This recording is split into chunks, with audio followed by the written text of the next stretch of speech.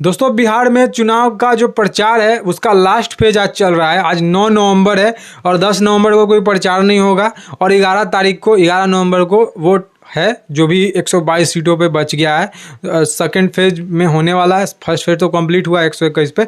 122 सीटों पे चुनाव हो रहा है जो कि 11 नवंबर को होना है। आज लास्ट प्रचार भी है। लेकिन आप देखिए कि खेसारी लाल यादव क्या बोल रहे हैं, मतलब कि उनको यदुमुल्ला जब कहा जा रहा है, अभी बोला था दिनेश लाल यादव ने, तो गलत क्या बोला था। यदुमुल्ला को यदुमुल्ला ही कहना चाहिए। जो बोले आदमी की हॉस्पिटल वहाँ बनना चाहिए राम मंदिर के जगह पे, वहाँ पे मुस्लिम भी जाते, हिंदू भी जाते, ठीक है भाई, इतना ही तुमको चिंता है हॉस्पिटल बनाने का। तुमने जो घर बना रखा है कि पता नहीं कितना एकड़ में बना रहे हो, कितना करोड़ों अरबों खरबों पैसा खर्चा कर रहे हो अपने निवास स्थान छपरा में ही, तो उसी में अब इतना दरिया दिल है तुम्हारा, तो उसी में ही पब्लिक के लिए वो हॉस्पिटल बना देते। वो घर बनाने का क्या ज़रूरत है, तुम्हारे पास ऑलरेडी रहने के लिए इतना घर है कि तुम्हारा समय कम पड़ जाएगा। तुम सभी एक एक दिन अगर किसी भी घर पे रुके तो वो पूरा नहीं हो पाएगा, मतलब महीना दिन चल जाएगा। इतना आदमी के पास संपत्ति हो चुका है, इतना घर है, फिर भी इसको घर बनाना है अपना छपरा में। और अगर इस हॉस्पिटल का बात करें, उस पर मैं बात कर रहा हूँ, मैं किसी के निजी जीवन में बात नहीं कर रहा हूँ, क्योंकि किसी को भी कितना भी संपत्ति, कितना भी घर बनाने का हक है, क्योंकि वो ईमानदारी से पैसा कमा रहा है। लेकिन आप जब बोलते हैं राम मंदिर के जगह वहाँ हॉस्पिटल या फिर वहाँ कॉलेज होना चाहिए, तो आप अपने ऊपर वो लागू क्यों नहीं करते हैं। आपके पास तो इतना पैसा है कि आप अपने घर पे कितना एकड़, कितना बीघा ज़मीन खरीद कर उस पर घर बना रहे हो, कितना करोड़ रुपया लगाकर, वही हॉस्पिटल में कन्वर्ट कर दो भाई। इतना ही अगर तुमको चिंता है। ये बात तो नहीं है कि आरजेडी में जाकर तुम हिंदू विरोधी हो गए। अब कुछ लोग कह रहे हैं कि यदुमुल्ला कह दिया, वो कह दिया, वो कह दिया। अब यदुमुल्ला कहलाने का काम ही कर रहे हो तुम। तुमको मुंह खोलने का क्या जरूरत है राम मंदिर के बारे में। कुछ और भी बोल सकते हैं। राम मंदिर ही क्यों? क्योंकि तुमको पता है कि राम मंदिर बोल कर तुमको वोट लेना है, तो राम मंदिर एक बहाना है, तुमको वोट लेना मुसलमानों का है बस। और यदुमुल्ला का मैं फुल फॉर्म बता दूं कि यदुमुल्ला क्या होता है। यादव और जो मुस्लिम है दोनों को मिला दे तो ये जो है यदुमुल्ला बन जाता है। यानी कि तुम यादव के और जो है मुस्लिम के तरफ से कह सकते हैं पब्लिक को रिझाने का कोशिश कर रहे हो, और किसी का तुमको वोट नहीं चाहिए और इसी के ऊपर राजनीति करो। पता है कि जो यादव है वो जो है आरजेडी को वोट देगा, क्योंकि जातिवाद बिहार में, मुसलमान बीजेपी है और एनडीए में जाएगा नहीं, उसको डर लगता है कि हमको देश से भगा ना जाए, कि कितना भी मुसलमान जो है एनडीए से लाभ ले ले। और सबसे ज़्यादा लाभार्थी जो एनडीए से लेता है सरकारी योजनाओं का, वो मुसलमान है। फिर भी मुसलमान एक भी वोट एनडीए को नहीं देता है। और ये जो कहते हैं लोग वो मूर्ख है, और बीजेपी भी मानती है इस चीज़ को कि जो है या जो मुस्लिम जो है वो वोट नहीं देते, और कुछ भी हो जाए मुस्लिम वोट नहीं देंगे। लेकिन मेरा वो मुद्दा नहीं। तुम अगर ये चीज़ बोल रहे हो कि वहाँ मंदिर बनाना चाहिए, तो ये चीज़ अपने ऊपर लागू करो। और एक था ये बोर्ड नाक रोना रो रहा था कि इसके बीवी पे गाना लगाकर गंदा गंदा और फोटो पे और वायरल किया जा रहा है। तो सबसे पहले गाना जो है ये चंदा ऊपर तोरा गोड़ तो नीचे हुई तोर कैसन, तो ये जो गाना है खेसारी लाल यादव का ही है। उसी गाने के ऊपर उसी के बीवी का फोटो लगकर लोगों ने वायरल किया। तो तुमने शुरुआत किया तो लोगों ने ऐसा किया, लेकिन गाना तो तुम्हारा ही है। तुम्हारी बीवी लग गई तो दुख हो गया। और अब इमेजिन करिए उसी जगह पे किसी और आम आदमी की बेटी का नाम अगर चंदा होता है, तो वो अगर दूसरे आदमी उसका लगाकर ऐसे मतलब अश्लील गाना खेसारी लाल का उठाकर वायरल कर देता है, तो वो दिक्कत नहीं है। लेकिन तुम्हारी बीवी का लग जाए तो दिक्कत है। तुम्हारी बीवी मतलब बीवी कह सकते हैं कि गंगा है, पवित्र है, लेकिन और की बेटी बहन वो क्या मतलब कि गंदा काम करती है। वो मतलब इतना ख़राब गाना है, सुनने का डिजर्व करती है। ये बताना ज़रूर। वो गाना जो है उसके ऊपर तुम नाक रो रहे हो, तो उसके ऊपर मैंने कहा दूसरी की बीवी बेटी बहन भी उतनी ही पवित्र है जितनी की तुम्हारी। तो ये चीज़ ध्यान में रखना चाहिए। और गाना तुम्हारा ही है, ऐसा कोई बात नहीं कि गाना दूसरे का है, गाना तुम्हारा ही है। और तुम अपने प्रचार में बोलते हो आरजेडी का माल या रे है या हो, तो वो बोलते अच्छा नहीं लगता है, लेकिन तुम्हारी बीवी का जब बात आ जाए तो बुरा लगता है। और ये भाई साहब, ये बंदा का दिमाग नहीं, बोल रहा है खेसारी लाल यादव कि ये चारों स्टार यानी कि निरहुआ, रवि किशन, मनोज तिवारी और पवन, ये सभी को ये पागल कर देगा चुनाव खत्म होते होते तक। तो पागल पहले यही है, पगला गया ही, पागल कुत्ता हो चुका है। ये देखिए, कभी बोलता है राम मंदिर, कभी बीवी के ऊपर बोलता है अश्लील गाना बना कर डाल दिया, जबकि गाना इसी का है।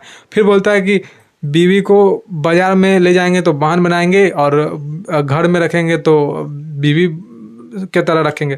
तो मतलब कि ये बोल क्या रहा है, ये पहले पता नहीं चल पड़ा इसको, इसीलिए यदु मुल्ला कहा गया। क्योंकि जो मुल्ला लोग हैं, मियाँ लोग जो है, अपनी बहन से ही, अपनी चचेरी बहन से, अपनी फुआ के बहन से शादी करता है।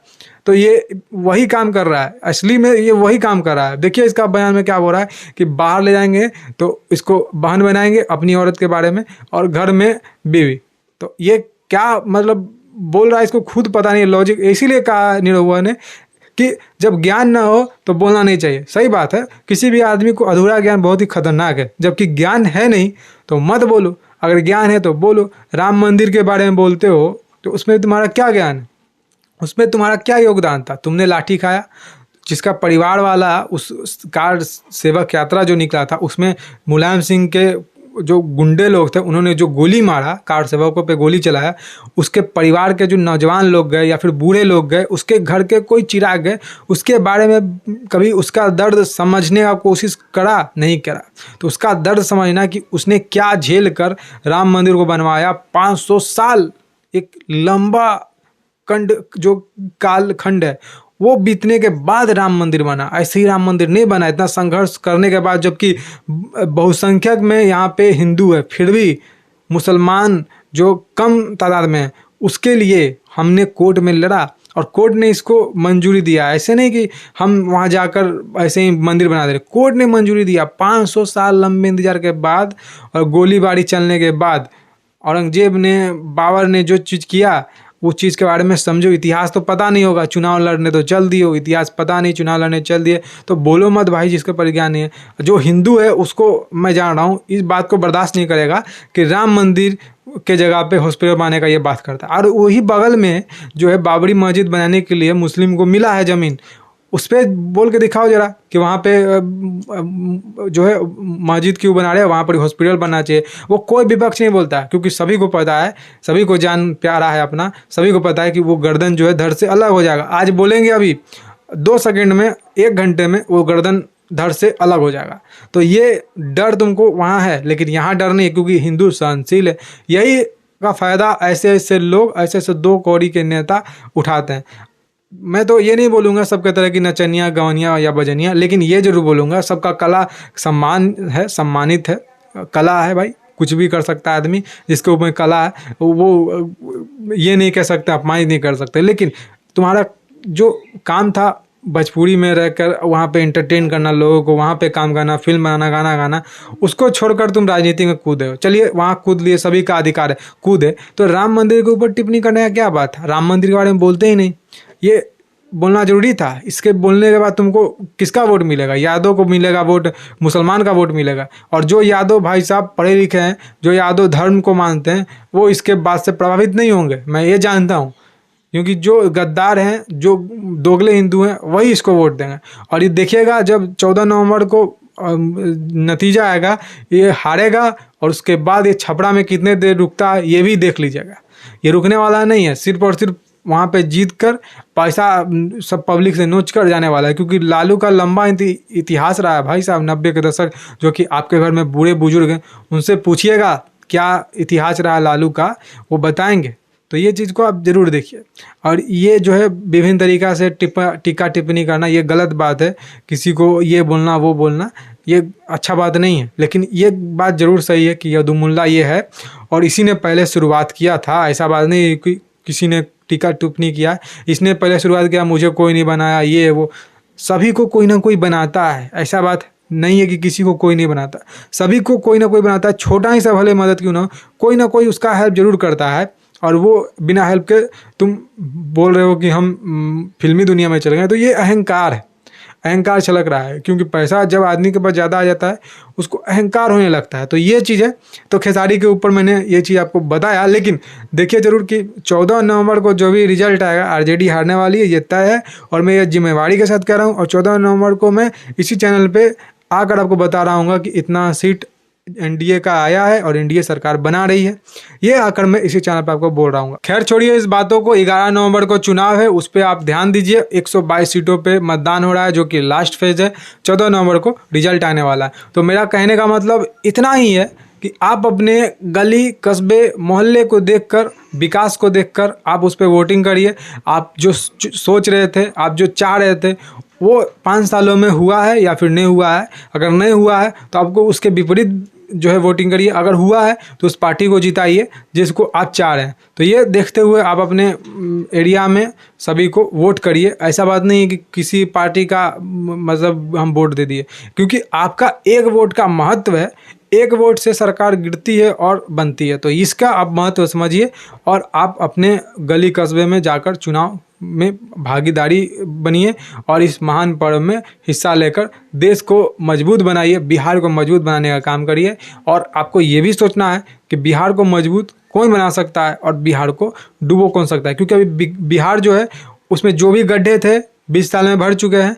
अब 5 साल में अब यहाँ पे मेरा पक्का ये मानना है कि इंडस्ट्री आनी है, जितना भी आएगी आनी है इंडस्ट्री। और लॉ एंड ऑर्डर को और भी सुधारा जाना है, उस पर भी काम बाकायदा बाकी। अभी उतना अच्छा से लॉ एंड ऑर्डर सुधरा नहीं है। ये भी नहीं कह सकता हूँ कि नीतीश के राज में पूरा तरह से लॉ एंड ऑर्डर अच्छा हो गया है, लेकिन 90 के दशक से अच्छा है। लेकिन आगे अच्छा हो सकता है, इसी सरकार में हो सकता है। ये मेरा अपना मानना है। आप क्या सोचते हैं इस बारे में ज़रूर बताइएगा। और आपने किन किन मुद्दों को सोचकर वोट किया है ये भी बताइएगा, जो कि फर्स्ट फेज में हुआ है। अगर आप वोट कर रहे हैं, जहाँ से आप देख रहे हैं नहीं आपके एरिया में वोट हुआ है, जो कि 11 तारीख को होने वाला है, वही बताइएगा कि आप किन मुद्दों को सोचकर वोट कर रहे हैं।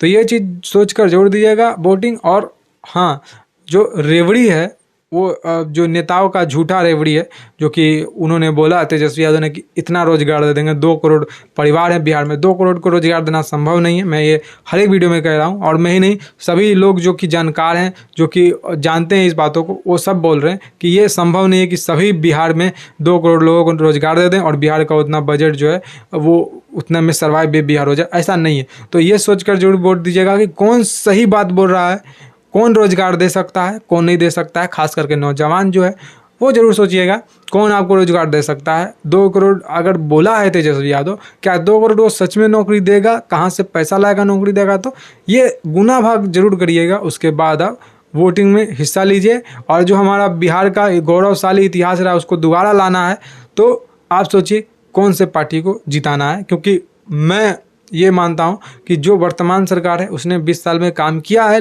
कुछ चीज़ें हैं जो कि नहीं हुई है बहुत हद तक, वो भी होने का गुंजाइश मुझे लगता है कि इसी सरकार में हो सकता है। आरजेडी में तो नहीं हो सकता, मेरा अपना मानना है। आप क्या सोचते हैं इस विषय में जरूर कमेंट करके बताइएगा। फिलहाल आज के इस वीडियो में इतना ही। जय हिंद, वंदे मातरम, जय श्री राम।